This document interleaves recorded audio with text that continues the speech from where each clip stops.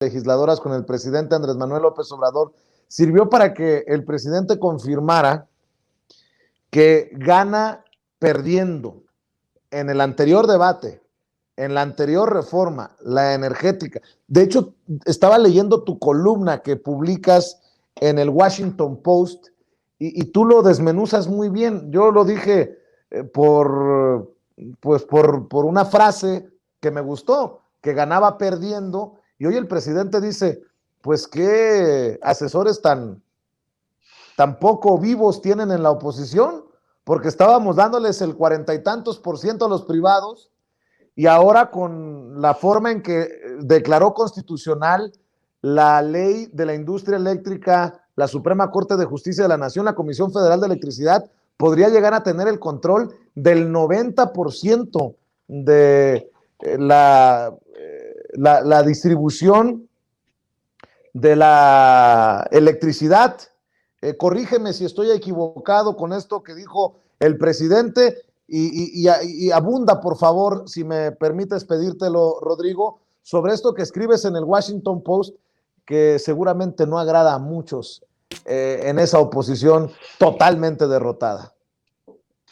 Bueno, yo lo que decía ahí en esa columna es que íbamos por cuatro cosas en la reforma constitucional, ¿no? Que es la transición energética, que era muy importante, cancelar los contratos legados abusivos del régimen pasado, la nacionalización del litio para toda su cadena de valor que pasara ya a manos de la nación, y por último, pues recomponer la CFE en términos de, pues pasarla de ser una empresa productiva del Estado a un organismo que fuera ya viable y que controlara el sistema eléctrico nacional como tal, ¿no? De todas esas cosas, pues pasaron cosas bien importantes, ¿no? Lo que pasó con la Suprema Corte de Justicia y desechar la acción de inconstitucionalidad, perdón, de desestimarla, lo que ocurre con eso es que CFE, para empezar, y la CRE, pues ya tienen en este momento pues vía libre para empezar a hacer lo que la LIE, que es la ley vigente, y que pues no es inconstitucional, eh, pues les da la oportunidad, primero, pues de revisar todos los contratos de regímenes anteriores, legados, abusivos, de subir las tarifas a las famosas sociedades de autoabasto que pagan 70% menos de lo que debería de pagar un generador normal.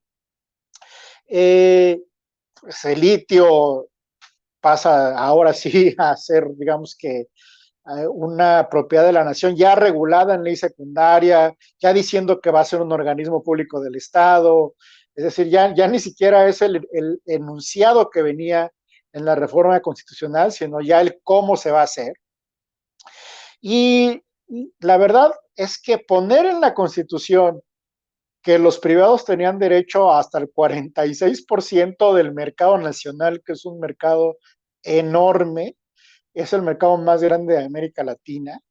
Y bueno, es de los mercados seccionados, que Estados Unidos se divide en cuatro, es más grande que cualquiera de esos mercados. Imagínate que te lo estaban poniendo en la Constitución, que ese era tu pedazo de pastel y lo rechazaste. Entonces ahora, con la opción de que la CFE pues ya no tenga que ir a comprar en subastas de energías renovables y gastar más de lo que debía, porque lo que pasaba ahí era algo que pues que hemos contado mucho en muchos espacios, pero que luego no termina de quedar claro. Es decir, la CFE está obligada por ley, por la reforma del 2013, a ir a subastas de largo y mediano plazo. Las de mediano plazo no se hicieron, pero se hicieron 3 subastas de largo plazo. Estas subastas, no creas que es que ya hay generadores con energía ahí disponible para dártela. Estas subastas eran solo para centrales de energías de fuentes renovables. Y ellos ofrecían a cierto costo su electricidad. Tú decías, se hacía ahí un cálculo matemático, lo hacía el SENACE, se ponían diferentes parámetros y decía, bueno, el ganador es esta central. esa central no estaba construida, esa central se tenía que construir y se iba a construir a partir de que se firmaba el contrato de la subasta de largo plazo a 15 años para venta de electricidad a la CFE. Entonces, es decir, se iban a construir estas centrales renovables con el dinero que le iba a pagar CFE, pero tenía una cantidad anual que tenían que entregar de energía a estas centrales. Si estas no tenían una fecha o una hora en específico de cuándo tenían que entregar esta electricidad, entonces, si de repente, porque no había suficiente viento o las centrales fotovoltaicas no producían suficiente por pérdida ya sea de calentamiento, no había demasiado sol o había demasiado sol, porque pueden ocurrir cualquiera de esas dos cosas, y no te entregaban electricidad porque son variables e intermitentes. CFE, que es el encargado de entregarle a 50 millones de hogares o más de 50 millones de hogares electricidad, tenía que voltearse y comprar el respaldo a algún otro generador para entregárselo a los hogares. Con lo que pasa en la LIE es que ahora pues, todos los que participan en el sistema sean quienes asuman sus propios costos. Y ya la LIE, así como está a partir de que la Suprema Corte de Justicia la dejó en este momento firme, lo que le dice es, los contratos estos, las de subasta, van a pasar a ser, o los legados también que venían con los productores independientes de energía, pasan a ser, les llaman, es un término medio técnico, un contrato de cobertura con entrega física de energía. Eso quiere decir que yo hago un contrato contigo para que me entregues en tanto tiempo electricidad, pero además que la entrega física sea en tal tiempo, es decir, en tal día y en tal hora. Si tú no cumples con eso, tu central renovable a la que te compré energía, vas a tener que ir con otro generador y comprarle tú y pagarle tú, como debería haber sido desde el inicio, esa electricidad y dármela. No darme dinero, darme la electricidad para que yo se la pueda entregar a los hogares mexicanos. Eso es importantísimo. Eso es una de las cosas que estaban dañando fuertemente las finanzas de la CFE. Pero además, la CFE en suministro básico, que es esta que entrega a los hogares, solo estaba permitida comprarle ya sea a los legados que venían, decía, a los productores independientes de energía que vienen desde el 92, o según el nuevo régimen de Peña Nieto, en estas subastas de largo plazo. Pero CFE entonces ahora ¿qué puede hacer? Pues puede comprarse a sí mismo. O sea, CFE puede voltear con sus propias centrales de generación y firmar este tipo de contratos de cobertura con entrega física de energía y decir, bueno, pues ahora me voy a integrar por lo menos en esa línea, que es que yo genero, yo transmito la energía, la distribuyo y te la entrego a ti, hogar mexicano. Y eso reduce costos porque ya no hay intermediarios que le vayan subiendo su cachito de ganancia a cada parte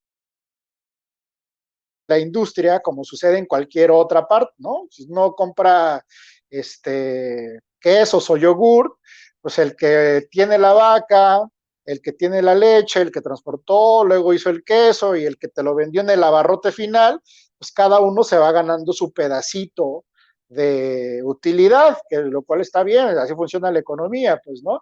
Pero pues en la energía, si tú puedes estar completamente integrada y puedes generar, transmitir, distribuir y venderle al consumidor final, te abarata los costos y eso está demostrado por gente muy seria en la academia de estas universidades que les gusta mucho a la oposición y a los neoliberales mencionar.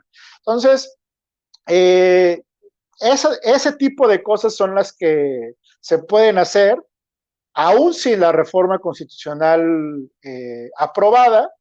De hecho, pues, como bien decías tú hace rato, mi buen Vicente, pues ahora podemos producir ya de inmediato, pues más de lo que la Constitución decía que le teníamos que otorgar a los privados, ¿no? Porque entre lo que les revisamos, por ejemplo, esta famosa planta de Iberdrola en Nuevo León, que se llama Dulces Nombres. Esa planta de Iberdrola, es que las historias ilustran más que cualquier otra cosa. Esa planta de Iberdrola es uno de los productores independientes de energía, si no es que el primer productor independiente de energía. Esa planta de Iberdrola la contrató CFE para que le vendiera en exclusiva electricidad a CFE, y CFE le pudiera entregar a los hogares del norte pues esa energía eléctrica.